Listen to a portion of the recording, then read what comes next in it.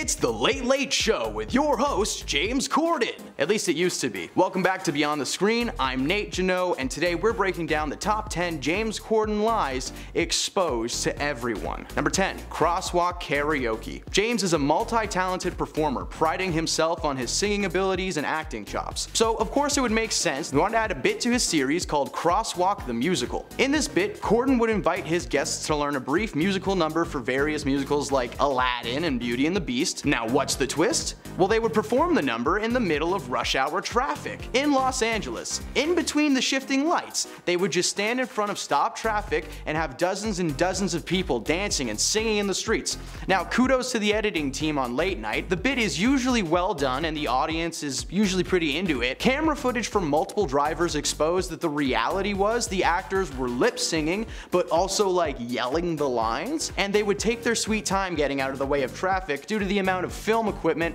as well as just the sheer volume of people on the freeway, to the point where in one instance James was actually hit by an impatient driver. They were doing La La Land at the time, but I really wish they had been doing Cats. That image would just be hilarious. Number 9.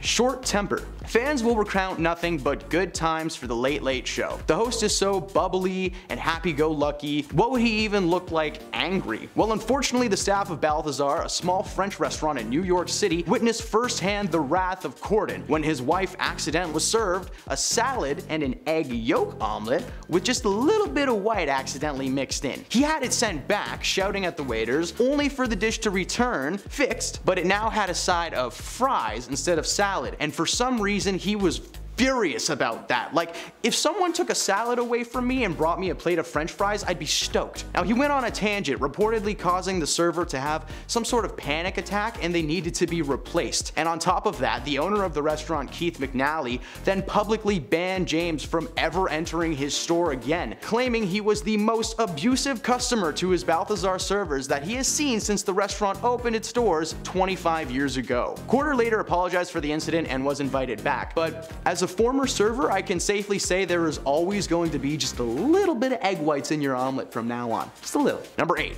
Lies detected. Now, in one of the show's more popular bits, Late Late Lie Detector, Corden asks his guests to hook up to a lie detector test and answer a series of questions on air. During one segment of this bit, in which guest Kris Jenner is hooked up to the line when she is asked about her involvement in producing a certain tape, you know, if you know, you know. She was quick to roll her eyes and shake her head and said, no, no, no. And then the expert gave a resounding, true. Case closed, right? No. Not even close. Because the next day, Kim Kardashian's ex-boyfriend Ray J blasted the show, calling the segment fake, claiming that the man giving the test, John, was underqualified. Going on to call the network sad for allowing the segment to be aired and threatening to sue Corden and the show itself. A little digging was done and it turned out that there were some truths to these claims, as John's LinkedIn profile revealed that he had attended a number of unspecified lie detector academies, which sounds made up enough, but it also says that he has a bachelor's in law, but that he didn't actually finish the course. If you need further proof that this man in question was a phony, well, Kris responded to the question, who's your favorite host? With, of course, James Corden, and the man once again gave just a monotone, true. Number 7.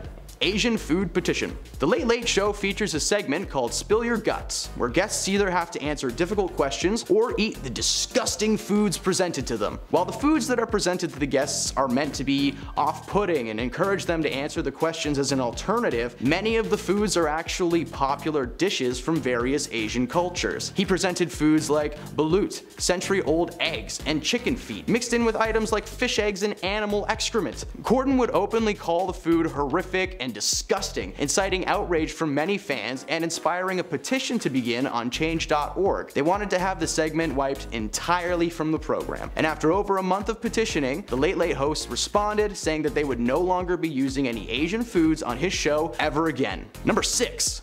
Patrick Stewart. Sir Patrick Stewart is best known for his performance as Charles Xavier in the X-Men franchise, but he's also well known for being a sweetheart. At the Glamour Awards several years ago, he was presenting an award when a certain Late Show host was spotted backstage. Stewart tells the audience that Corden was backstage with his hands in his pocket, looking like he'd rather be literally anywhere else. And of course, Corden ran out on stage to defend himself, telling Stewart that he couldn't have been more wrong, which prompted Stewart to make a joke about seeing James's tummy from from across the stage. This caused James to get right up in Patrick's face and demand him to explain the punchline, and of course he was immediately asked to leave the stage. Many speculate that something like this must have been planned, but so far there hasn't been any proof or evidence suggesting that this was staged. This took place well before his restaurant fiasco, so it showcased just how bad and short-tempered Corden really can be. Number 5. Demi Moore's book. Spill Your Guts makes a brief return on this list, because in 2019 Corden invited Moore on the show to promote her new memoir entitled Inside Out. During the Spill Your Guts segment, Moore asked Corden, "In the green room, you said you loved my book. What part specifically was your favorite?" Now Corden paused and fumbled, saying,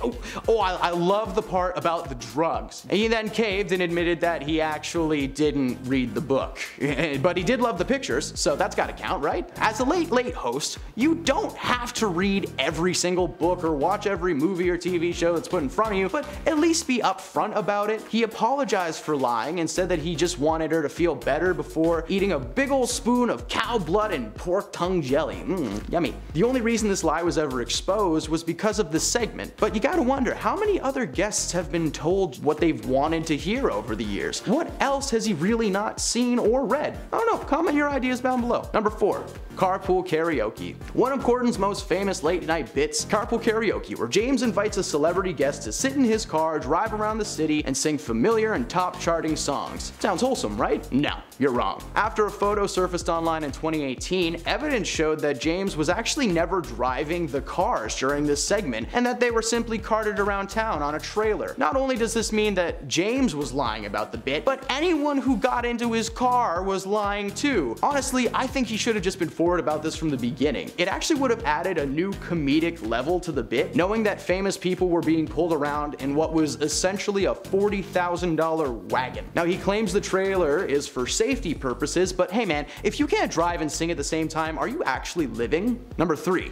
Soap Slander. Hollyoaks is one of British television's most popular soap operas, airing in the early evenings on Channel 4 since 1995. In the early days of his career, James actually appeared in a single episode of this show and used that footage to help launch his future career. Now, proudly placing the role on his resume for years, his lies were revealed when during an interview on The Late Late Show many years later, he took the opportunity to bash the show, saying that he'd rather die than return for another episode, and that it was absolutely awful. He claimed that the cast were filled with a quote, chicken in a basket like sense of fame, and that they would always talk about moving to LA. Like, hey man, what's your problem? People can't have dreams? Ricky Whittle, best known to American audiences for his work on The 100 and American Gods, played constable and nightclub operator Calvin Valentine on the series from 2006 to 2011, and was very quick to defend the series and dish out some verbal knowledge of his own, reminding Corden how childish it was to be slandering a series that essentially gave him a career. He then joked about not knowing who James played in James's own series Gavin and Stacey, being like, is he Gavin? Is he Stacey? Who knows? Personally, I don't. Number 2.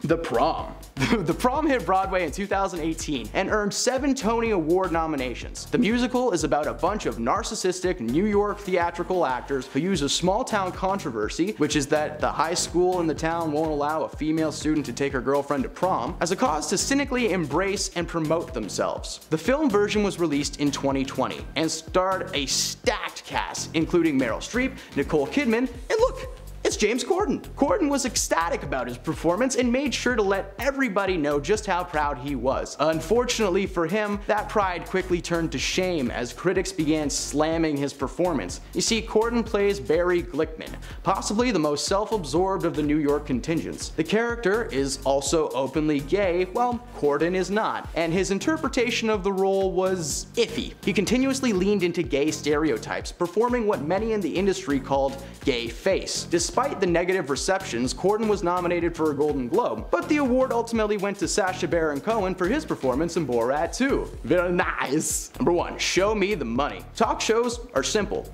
You get a few cameras together in a nice studio with a solid band and some furniture, and you've got a show. However, most talk shows don't include extravagant bits like street performing and singing in a trailer car thing hybrid. They may be able to put it together and make us believe that everything is good, but this stuff costs a lot of money. You gotta pay cast, crew, catering, and Corden himself reportedly made over $5 million a year on the program, which is a lot considering the show has had a regular budget of $65 million a year, but has consistently only brought back $45 million in revenue. The only way the show was ever going to be able to stay on the air was if Corden himself partook in a multi-million-dollar pay decrease and had brutal staff reductions. So instead, he opted to just cancel the show entirely, which would be one thing if it was his show, but this was the Late Late Show. It's been around since 1995, first being hosted by Tom Snyder. He's taking away something he didn't even create, and now, instead of only some people losing their jobs, everybody loses their jobs. I don't know, A for effort, I guess. Alright, there you go guys. What else is James Corden lying about, and will it be exposed? Leave a comment down below with your thoughts, and we'll see you next time.